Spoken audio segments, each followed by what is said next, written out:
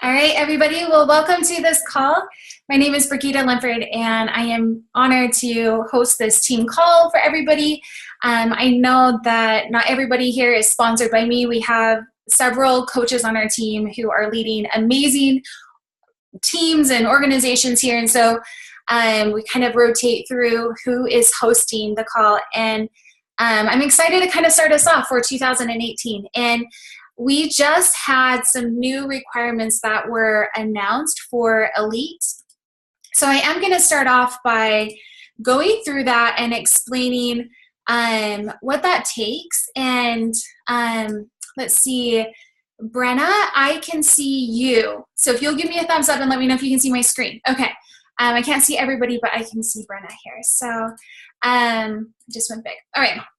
So for this one, we'll start off with Elite requirements, and I'll just kind of break this down real quick, and then I have other things I want to talk about. So I don't want to spend a massive amount of time about this, but everyone, just to explain this for you to be Elite, we recognize that because it is one of the ways that if you're building that, you're really getting to a place where your coaches are seeing success. You have personally sponsored coaches who are reaching their goals, and it means that you have this good organization of success, not just for you. And I know everybody who signs up coaches, that's what you ultimately really want. I mean, you want the people who are joining you to be reaching their goals, and you want to be that beacon of what's possible, of a leader who is growing and in the trenches doing this as well. So I feel that that's what Elite is.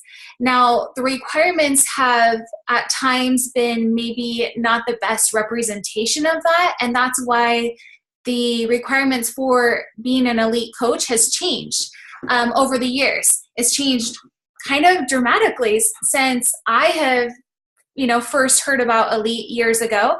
And we made some really big changes this year, and I'm really excited about the changes, and I think they're a really great step in the right direction, and really helps that they're attainable, I feel, but they're still something that you work towards, and it's going to feel good. You're not going to be like, oh, well, that didn't require me to, make any effort. So what it takes for you to be an Elite coach, you need to be at least a 5-star diamond or above.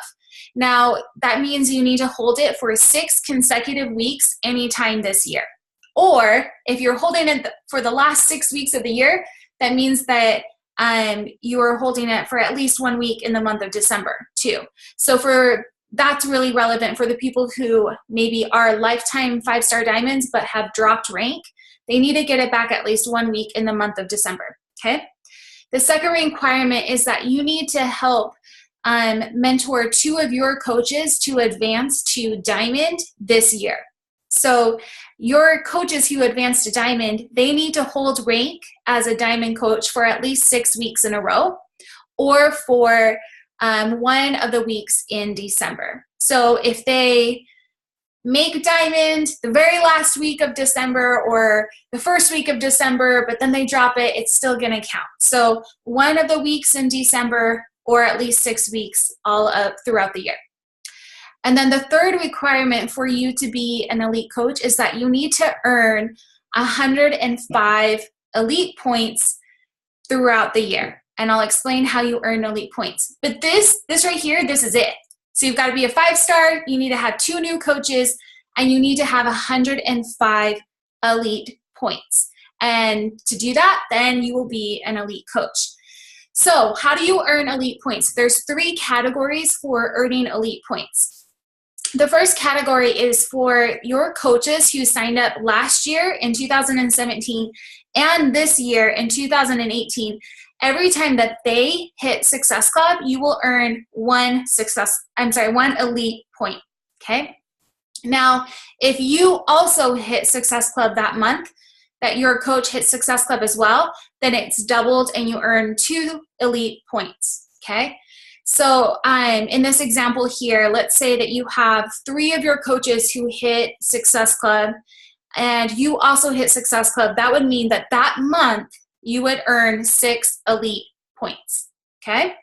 So I would tell you that this is kind of the like, I don't know, a really easy way to measure this that you're like, okay, I know if I'm helping at least 3 people kind of hitting Success Club, and then next month I try to get that to 4 and then try to have 5 and just kind of try to grow that, then these other areas will really take care of themselves. But that is for coaches who enrolled in 2017 and 2018. Now, you can't earn all of your 105 elite points just from this category. So there is a max that you can earn 50 points maximum throughout the year in this category, okay?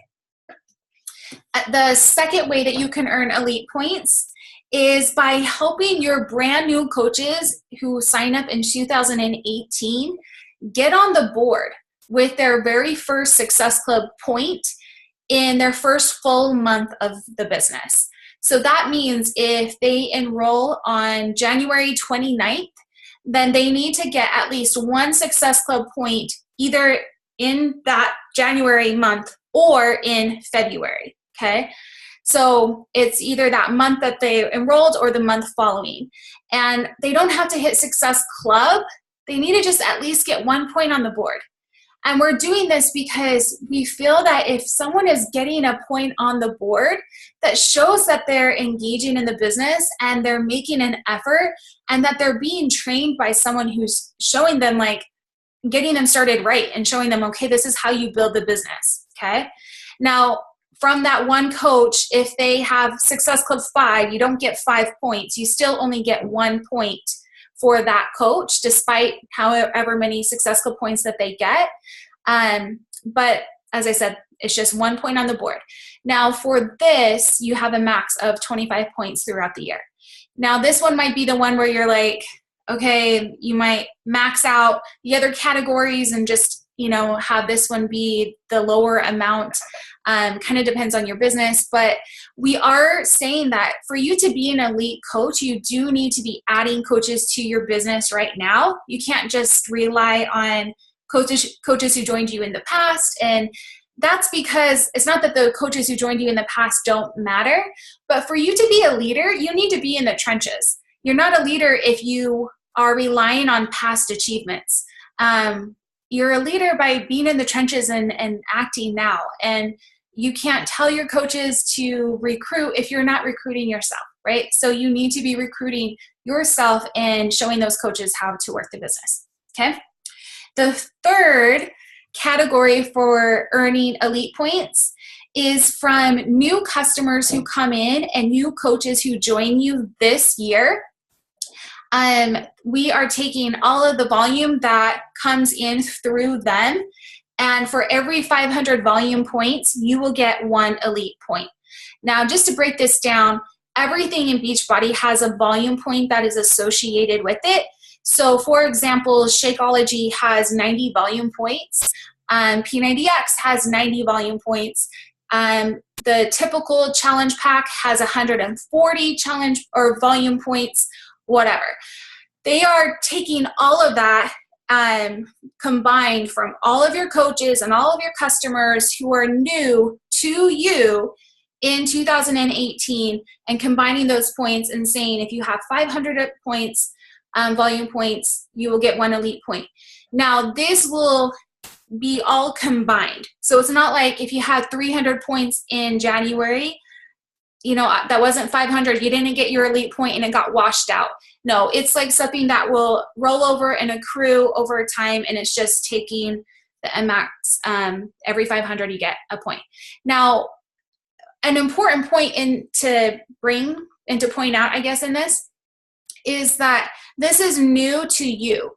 And that's a change from last year, because last year we gave you elite points for new customers, but they had to be new customers to the entire system.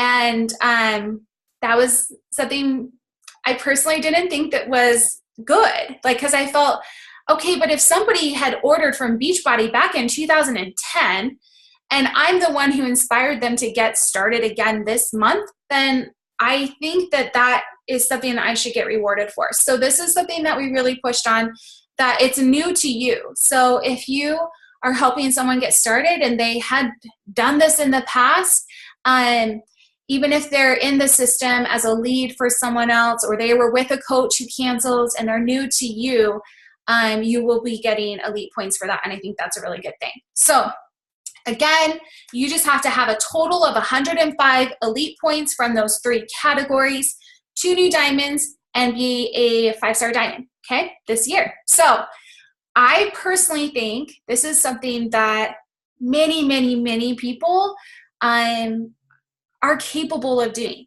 and is attainable and achievable for so many. And so I hope it's something that like you look at that and you're like, if I go for that, no matter what happens, my business is going to be better off because I set that as a goal and as an intention for myself this year. So that is elite in a nutshell. Okay. Now I want to talk about, here we go. 2017. I want to know what it was like for you. And I hope that you can have some time this week and really write down everything that you experienced in 2017. And I think at the beginning of the year, we tend to, everyone's really good about setting their goals and kind of coming in there and saying, well, this is what I want for 2018. But the thing is that you created a lot last year. There was a lot that you did, and you were all creating some results in 2017. And I think it's important to learn from 2017 and to acknowledge it and to take the lessons from it so that you can be a better person and that you can grow from that. And many people might look at this and say, I didn't do a lot in 2017. I didn't create a lot of results. And I will push back and say that you are always creating a lot of results. Every single day you are creating a result. And that may not be a result that you wanted, or maybe it wasn't the result that you set as your intention for 2017, but that is a result. And so it's important to learn from that and make sure that when you're identifying those lessons, that you identify what are the lessons that you want to carry with you. Because it's easy sometimes to think that, like, to build up a wall and think that that's the lesson that you were supposed to take from it. I will tell you that last year was a huge year for me in growth in friendships. And, on my heart, there was a big goal of, I really wanted a close friend. Like, I wanted close friendships, and I wanted to feel that I had some girlfriends in my life that were like rooting for me in my corner. And, because that was like so much on my heart and my maybe unwritten intention for the year, there are experiences that happened that it would be, I think, really easy for me to say, boy, my lesson is I can't trust people, or I can't people are going to hurt me if I let them in or whatever. But you have to know that there are lessons that you want to carry with you. And then there are sometimes a lesson that like you get to reframe in your mind so that you can see what the truth of it is. And that's why I say you're always creating something.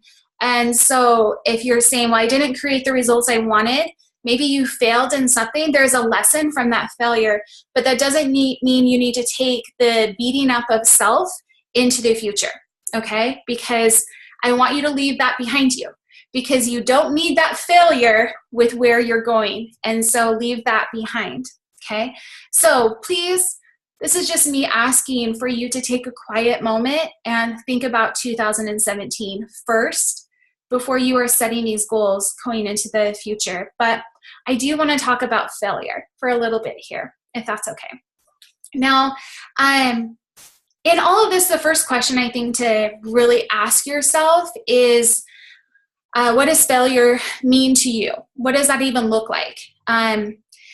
For myself, I can see that the last 2 years I did not hit elite. My team, we were not an elite team. And I can look at that and say, that's this failure. And I did fail in the goal of setting elite, to be an elite team.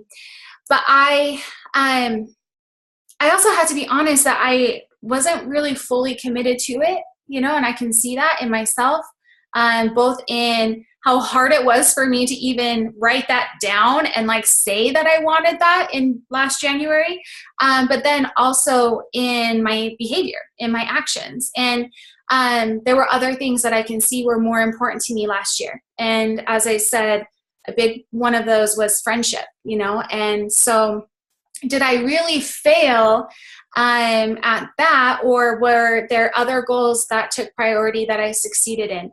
And so you need to first identify, what does failure mean to you? Was it something that you really wanted, that you really went for? And what are you making it mean in your mind? How are you making sense of it and justifying this in your mind, or making sense of this failure? For myself, I can look at, as I said, the failure of the goals I did not achieve in the business realm and say, I was not 100% committed to it. It was not something I got excited about, thinking about, and something that actually was driving me. I had to really identify what drives me right now, and that didn't drive me. And it's really, really easy to see what other people do and to think that their goals should be your goals, and that that's what you should want. And so make sure that you are identifying what you want out of this. But look at the failures that you have had, and I want you to just be intentional about what you're making it mean. Because many times you'll create a belief or a thinking about this that is going to hold you up in the future. And so catch yourself here and think of, is this really the truth? Now, I heard this definition of failure and I loved it, so I wanted to share it. And they said that the definition of failure is, this is according to Google, the omission of expected or required action. Now, yes, I had the omission of the required action that it would have taken to create Elite, right? I did not put forth the required action for that. And I don't feel that failure means that I'm not capable of it. I feel that means I need to want it if I'm going to put forth that action.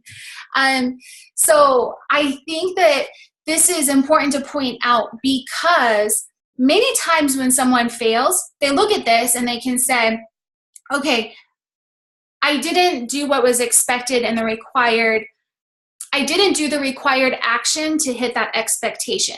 And so my next step is to remove the expectation. And that's like their go-to response. They're like, well, I'm just going to lower my expectations. I'm going to,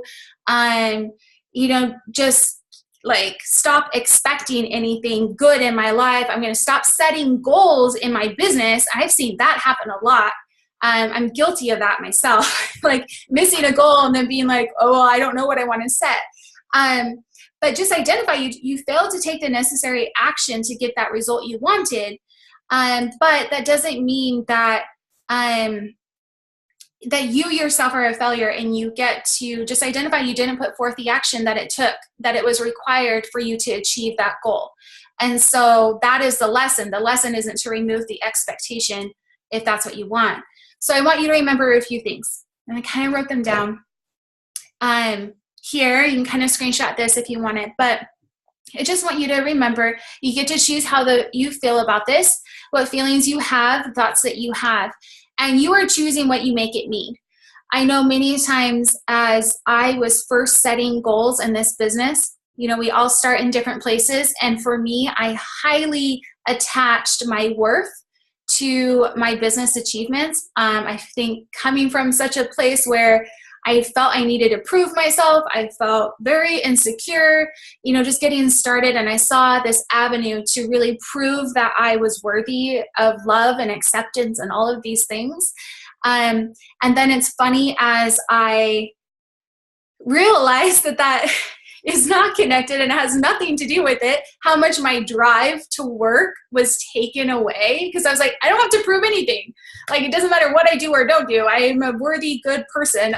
And so I have had to identify, why should I do anything? Like, if I can be happy now. Anyways, I'm off on a tangent here, but my point is that you get to choose what you make it mean. And I noticed for many people that they're where I was, where they're making failure mean that they're not worthy of love, that they're not good enough, that so-and-so who said something mean to them back in grade school was right, you know, that they're a no good for anything, whatever. And that's what I can see that they're making failure mean. And it's just not true.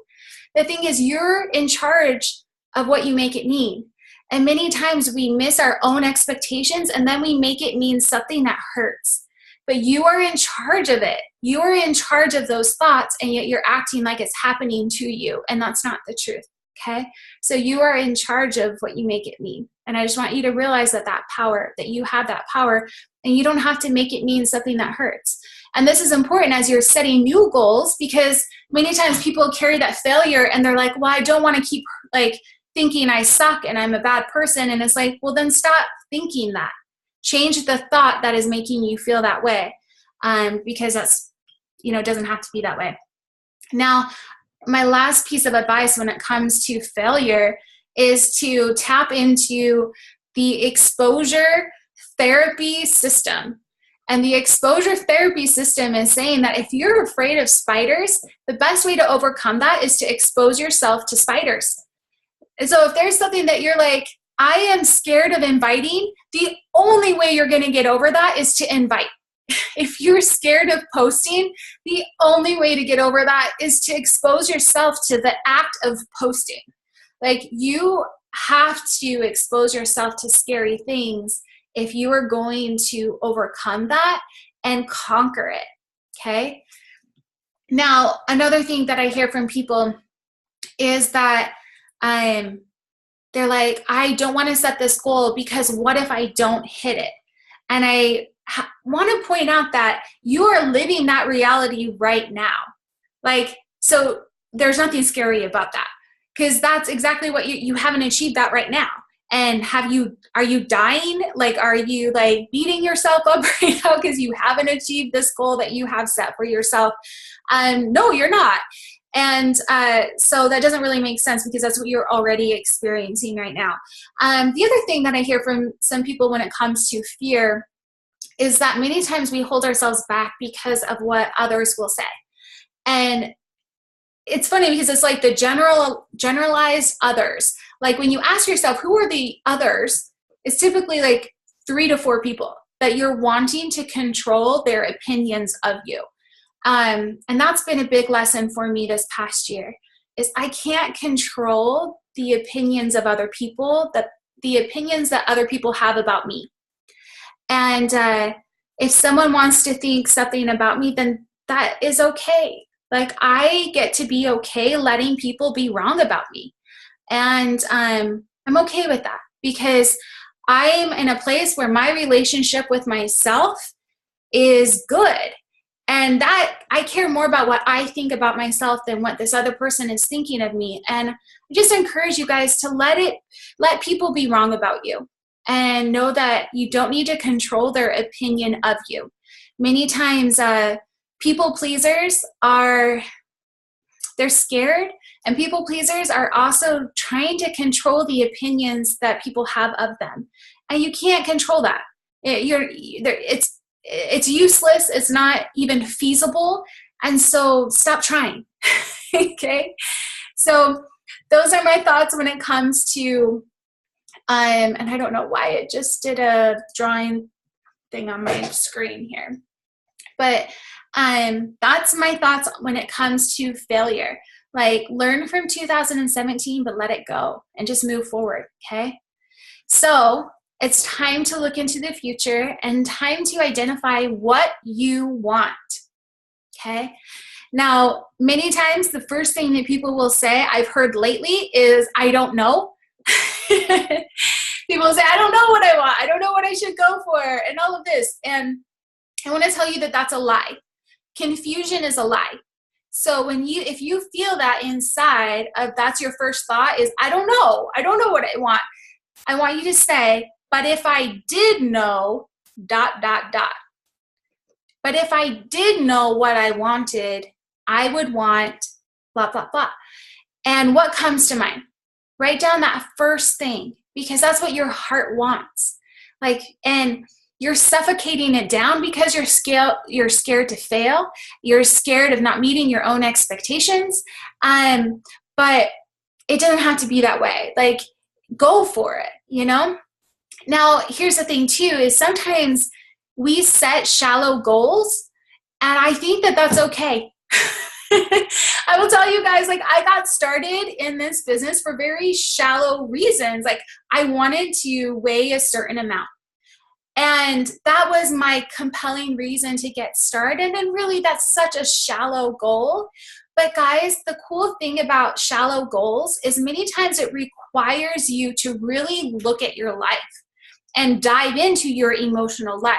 And so the work to get there may be deep and important on the way to that shallow goal. And so want what you want. And you don't need to have to justify it or think like, I see this other person making this really philosophical, amazing, deep goal, and they want to create world peace and do all these things. And I just want to fit in a bikini and feel good at the beach. And I'm so shallow. No, you're not. Like, that's okay. If that's your goal, go for it. Because in the process of achieving that, you're going to go deep, and you're going to unveil some really important things, and you don't have to try to justify it. So want what you want. And the cool thing is, when you want what you want, you are satisfied in the process of moving towards it. And anyways, you'll continue to grow. Now, I just wanted to add a few things, because when it comes, I have a few thoughts on seeking a balanced life. And I might ruffle some feathers here, and there might be some people who disagree with me. But after the last couple years, like, I have a few opinions on this. I think people who try to live a balanced life end up living a guilty life. I'm going to say that again. People who try to live a balanced life end up living a guilty life. Because there's no such thing. There's just not. There are seasons where you focus on growth in various aspects of your life, and that's okay. Like, for you to grow on something, it takes focus and attention. And you cannot give attention to all of the things that are going on around you in your life at the same time. That is not possible. And if you are continually saying, I just want to be balanced in my life, you're going to constantly judge yourself for every single moment that you're spending time. You're going to say, I'm spending too much time working. I'm spending too much time with my family. And you are going to walk around hating all of it. And you're going to want to run away. You're going to want to think like, I can't do any of it, so I'm not going to even try. And you're not letting yourself enjoy any of it, because you're constantly judging yourself. So I just want you to know that it's okay if you have a season where you're really focused on a certain relationship. Maybe it's a relationship with a spouse, or with a friend, or with a parent, and you let that take priority. And I think it's okay if you have a season where you're really focused on the business, and that's what's really important to you. And you know that that's for a season when maybe not everything else is going to be picture perfect ideal. I will tell you, that's really what has been my thing the past 2 years. I can see I didn't focus on the business in the way that I did in years past. And I focused on growing other aspects of my life. And I'm really excited about the growth that I had in these other areas of my life. But I think if you're like, I'm going to do big things in this area of my life, and I'm going to do big things in this area of my life, and this, and this, and this, you're going to feel very guilty, and you're going to be pretty upset with yourself. And so I want you to pick 1, 2 things max that are important to you this year, and just focus on those things, and know that this is the year for that growth in that area of your life. And if you want to, you can set a 12-week year, and say, for the first 12 weeks of this year, this is my goal, this is my intention, and this is what gets my like focus. I read a book called The 12-Week Year, and he talked about how many times we will set a year-long goal and we take all of the action to accomplish that goal in the last 12 weeks. So he's like, how about instead of setting a year-long goal, you said, this is what I'm going to accomplish in 12 weeks, because that's how long it's going to take you anyway. And so really, that's why we do the diamond dashes that are like short. We're not like, set a goal to be diamond in a year, because you're not going to do anything until the last couple of weeks anyway. So let's give you a couple of weeks, get it done, and realize it doesn't take that long, you know? So if you feel better about that, if it feels scary to set a intention for the year, set an intention for 12 weeks, and know that it doesn't mean every aspect of your life is going to be thriving during that time, and that's okay. Now, I think this needs to be talked about as well. Self-belief in, I feel that when there's failure, when you have set a goal and you haven't accomplished it, I'm namely thinking of the coaches that I know who have set the goal to be elite and didn't hit it. And they're like, oh, that's just set me back for so long. Or I set the goal to hit Success Club and I didn't, and it totally threw me off my entire business for months or years or whatever. First, I just want you to realize there's no need to beat yourself up for the choices that you made. And at the couple slides later, you're going to hear me talk about competing compelling reasons. Many times we have a compelling reason to build this business, but we have a compelling reason that is competing. And whatever you chose to honor was what was best for you. I really needed some close friends. Like, I needed some friends that I knew were in my corner, and that is what I spent my focus on this last year. And it was a beautiful year in that way, where I really did see who wanted to be my friend. And it sounds so corny, but like, I needed that in the growth of my life at this time. Like, and that was like, I don't know, I chose to honor that compelling need in me. And I am grateful that I did, because I learned a lot in the friendships that I have built and the friends that I've made. And I've learned a lot seeing who showed up for me, and learned a lot of what I value in a friendship and what I don't. And that was like a big thing for me. Another big thing for me this last year was my faith. And I'm, questioning everything and choosing, what do I believe in, and why am I doing things? Am I doing it for me or out of habit or because I've never thought otherwise? Like, all of the things that I grew in are not necessarily in the business. And I honor that in me, because that was all part of my growth. And I think if you all looked at this past year and everything, that you would say, I was trying to have a balanced life and grow in magnificent ways in all areas of my life. It's just not possible. And so what did you choose to honor? And let that be okay. Don't judge yourself for that.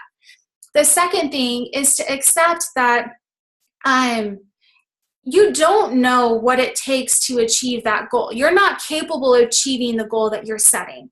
So I'm saying this because people will say to me, well, I don't know how to hit elite, or I've never been elite, or I don't know, I can't set the goal to be diamond because I've never been diamond. And here's the thing is, you're right.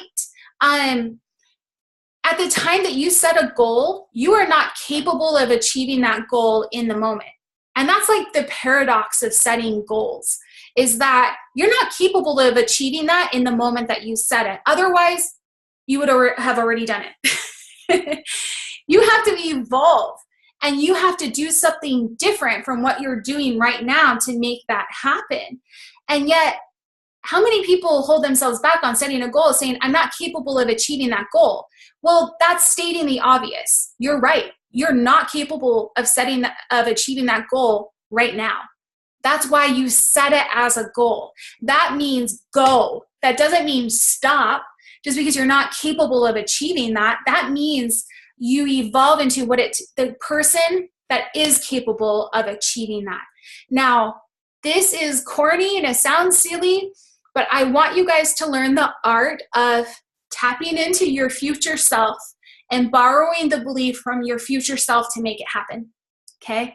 Whether this is in visualization, a meditation, or just writing it out of like, okay, future self, can I do this? What do I need to know in this moment to grow and to move forward and to accomplish this? I do feel that you can have a pep talk from your future self. As silly as it sounds, you can. And so you literally need to tap into that belief of your future self to make it happen. Okay, the third thing I want to just point out is that there is a relationship that you have with yourself. And that is the most important relationship in the world that you like, more important than your relationship with anybody else, is your relationship that you have with yourself. Now, when we set a goal and we don't accomplish it, many times that creates a mistrust within ourselves. And that can happen because we are the ones who didn't take the required action to achieve the goal, right? That's what failure is. You are the one who did not take the required action. And so here's the thing. When you set a goal to do something, do it. That is the best way to learn how to trust yourself, is by doing what you said you're going to do. Not because anybody else cares that you said you were going to wake up at 5 a.m. and whatever. You do wake up at 5 a.m. because you said you were going to, and you get to learn how to trust yourself, and you get to know that when you say something, you do it. And so you honor your own time commitments. Now, a big thing with this, I feel, is that if you say, tomorrow I am going to work on my slides for a team training from 1 to 3, that at 1 to 3, you do it. Like, you follow through with your own expectations that you have set. I remember reading this book called The 4 Agreements, and I loved it. It was one of the best books I read, and he talks a lot about that, of being a person of your word. And he talks about how that is the best way to build self-confidence. And I think many people are out there trying to like find self-confidence by other people, or by feedback, or by all of these various things, but you would be confident in yourself if you were following through with the things that you said you were going to do, right? So start small, okay? In little tiny things, you honor your word, and you will be someone who grows in your self-confidence and has the self-belief in any of the goals that you set for yourself. Okay, now I want to talk about, oh dang it, my spacing is off on this. I don't know if you can read this. I'm going to have to tell you what it says. But I just want to talk about burnout.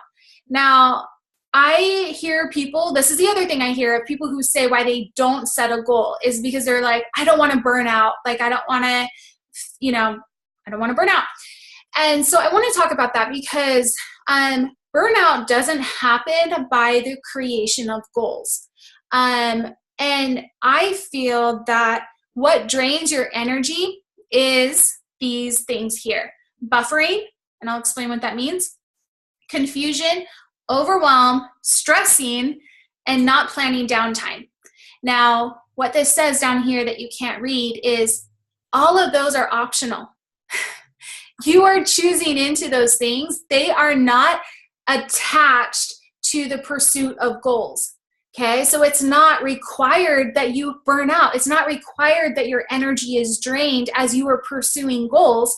If you are drained and you're feeling a burnout, you are doing one of these 5 things. So let's talk about it. Buffering. What is buffering?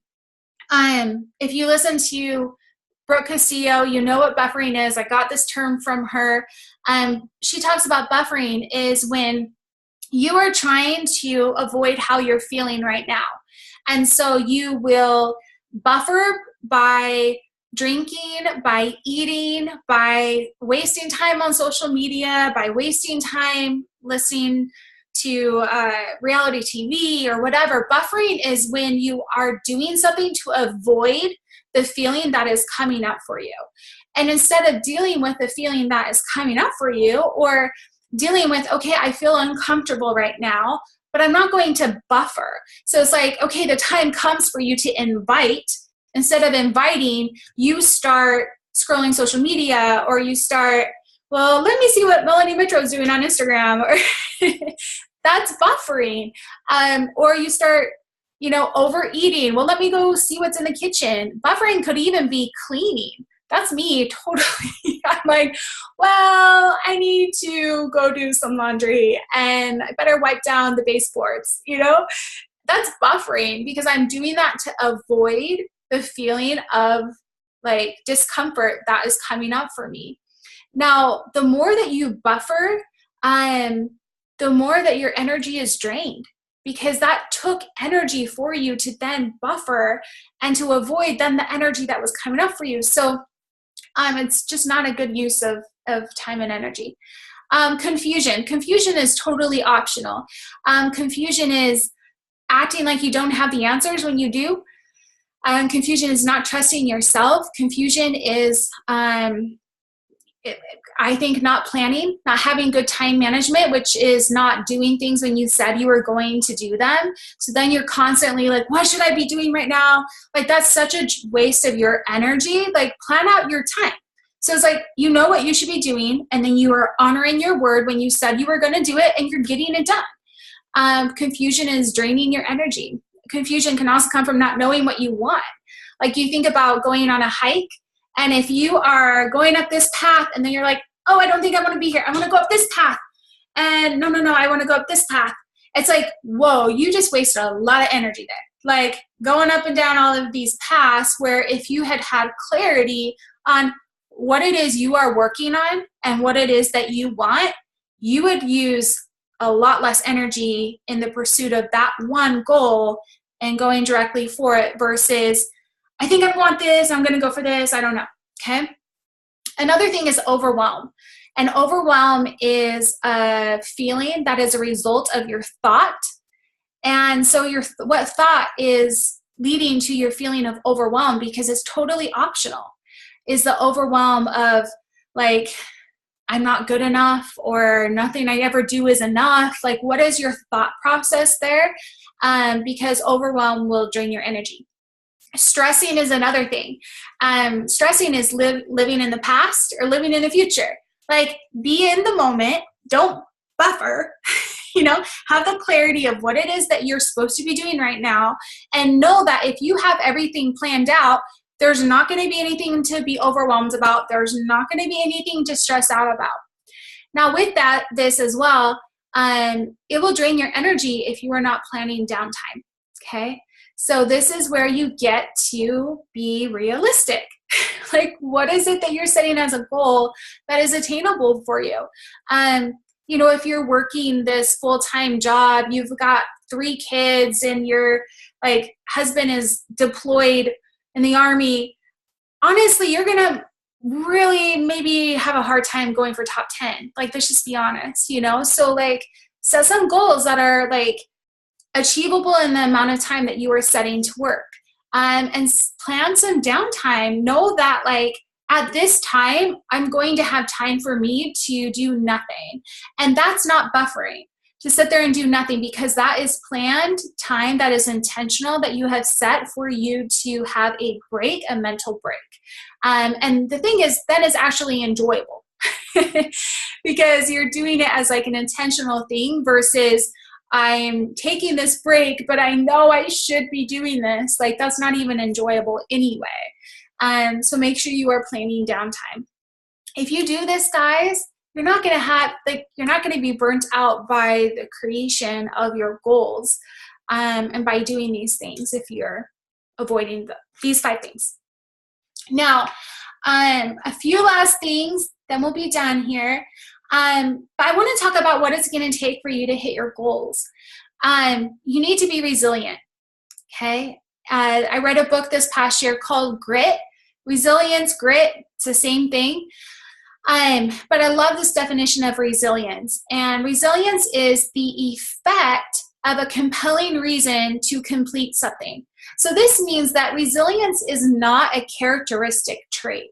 Many people want to say, oh, this person is really resilient and this person is not really resilient, when in reality, this person has just demonstrated their resilience because of the experience that they were in or whatever. But it's not a character trait. It is the effect of having a compelling reason, okay? So what is your compelling reason for why you are setting the goals that you are setting in your life? And if you don't have a compelling reason in the business, that's okay. Like, if you're like, I can't find a compelling reason to go for elite, then don't set it as elite. But what is your compelling reason in this business? I had someone message me the other day and she's like, I just miss being friends with everyone in the team. And I'm like, okay, if the friendship aspect for you is part of your business activity, then be friends with people. Like, you can do that. Like, you don't have to set elite as your goal. But if you're like, I want the community, like that be your compelling reason, and let it be what you want. There's nothing wrong like with wanting what you want in this business. And I think that's the cool thing about this business is you totally get to customize it for what you want. There's no like, this is what you should want, or this is how success looks. Success is what it means to you. And we like to call this your why, but I personally feel it's your compelling reason, because it leads to the action. Now, if someone's life is on the line, like that is typically the example we give for the most compelling reason. So like if your child's life is on the line and you have to go save them, like you have a compelling reason to do that, and you're not going to be worried about someone else's feelings getting hurt in the process of you saving your child's life. You're not going to be worried about rejection. You're not going to be worried about how much time and energy is required for you to save your child's life. Like, because that is the ultimate compelling reason that you would have, right? And I understand that that's an extreme example, but that's the same driving force that a compelling reason will have for you.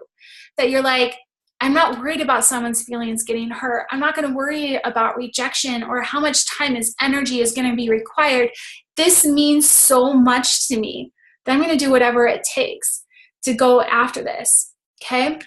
Now, I want to say that there are, let me check my next slide. Okay.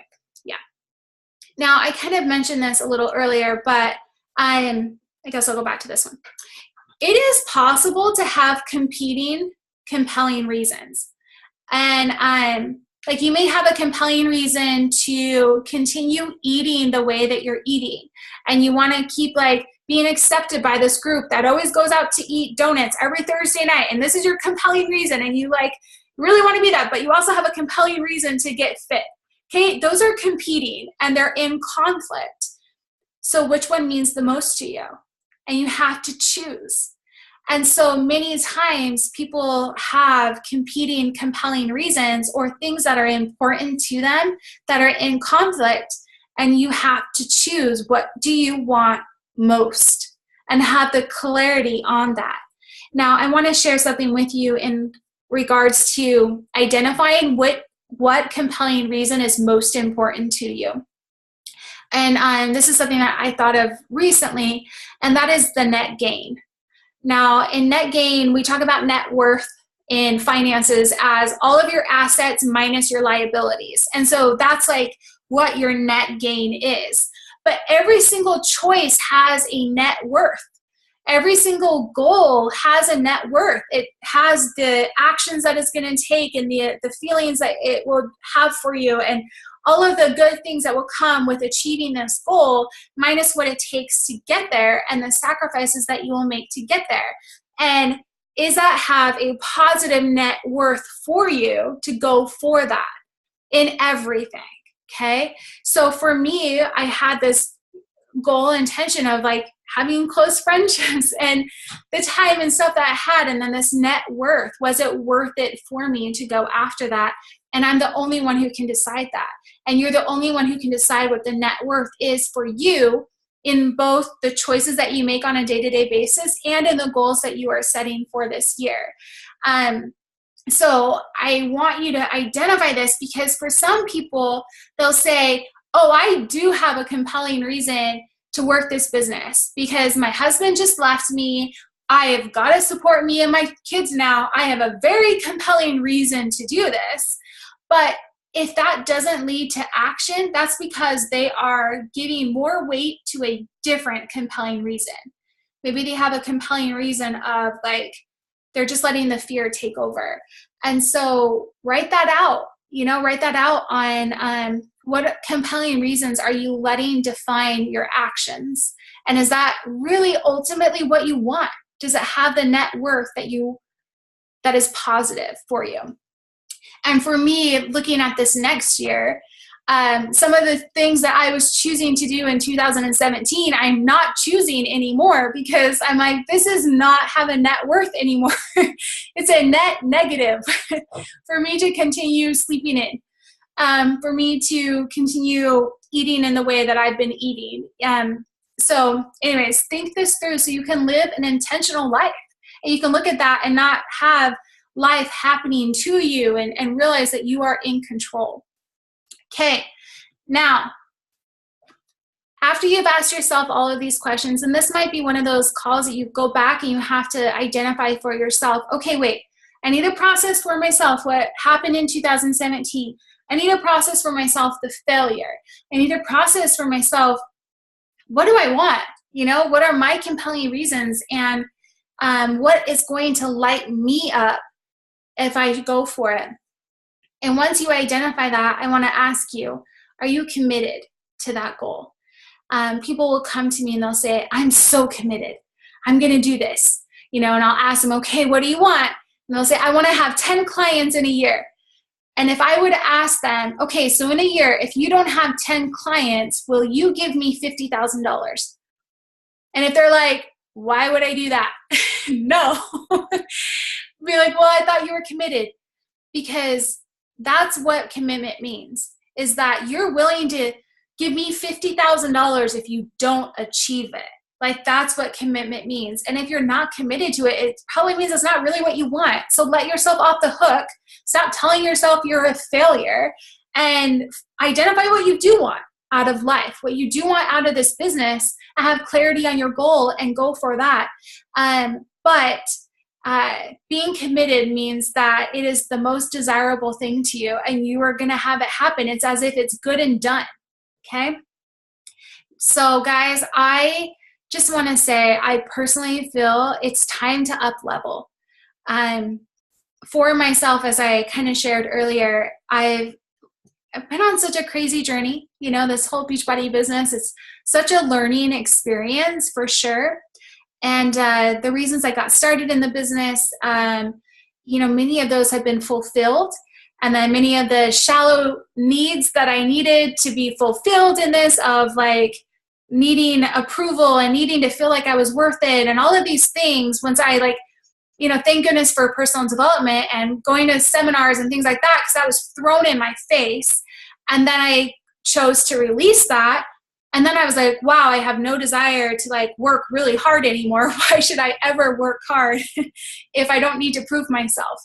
And what I have come to the awareness and the realization is that I don't want to get out of suffering to land and grasp onto mediocrity. I don't think that that's why I'm here. I think I'm here to show what is possible. I think I'm here to unveil the greatness that is within me and see what I'm really truly capable of. And my first step was to get out of that place of suffering. And it's okay that that is what motivated me to get started. But that is far from where I feel I'm capable of being. I feel that it's time for me to up-level my life and to do more and to go big. And I think it's time for us as a team to do that. So that's it for tonight. This is everything I wanted to share with you guys tonight. And I hope that there were things that stood out to you that maybe pierced your heart in a way that you're like, I needed to hear that so I can release that, or so I can identify what it is I really want. Because guys, there's no one picture of success in this business. You know, I explained Elite for you guys because I had people asking about it, but even that is not the only picture of success. I think it's a worthy achievement that is worth celebrating. But I want you to be here for the things that are important to you. And I want you to grow in your life and be happy and enjoy this and enjoy your time doing this, and realize that who you become in the pursuit of these goals is, you know, the deep meaning. But if it inspires you to get started for shallow reasons, that's okay. So thank you for being on this call. I do have it recorded, so I'll share that in the team page, and I will see you guys later.